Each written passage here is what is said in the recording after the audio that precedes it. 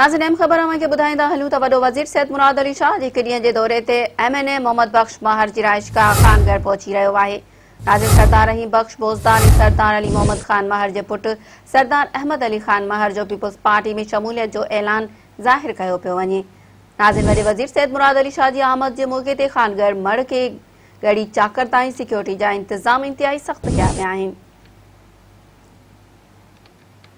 नाज़रीन अहम ख़बर हिकु दफ़ो ॿीहर अवां खे ॿुधाईंदा हलूं त वॾो वज़ीर सैयद मुराद अली शाह जे हिक ॾींहं जे दौरे ते MNA मोहम्मद बख्श महर जी रहाइशगाह खानगढ़ पहुची रहियो आहे। सरदार रहीम बख्श बोज़दार ऐं सरदार अली मोहम्मद ख़ान महर जे पुट सरदार अहमद अली ख़ान महर जो पीपल्स पार्टी में शमूलियत जो इम्कान ज़ाहिर कयो पियो वञे। नाज़रीन वॾे वज़ीर सैयद मुराद अली शाह जी आमद जे मौक़े ते खानगढ़ मढ़ खे ॻड़ी चाकर ताईं सिक्योरिटी जा इंतज़ाम इंतिहाई सख़्त कया विया आहिनि।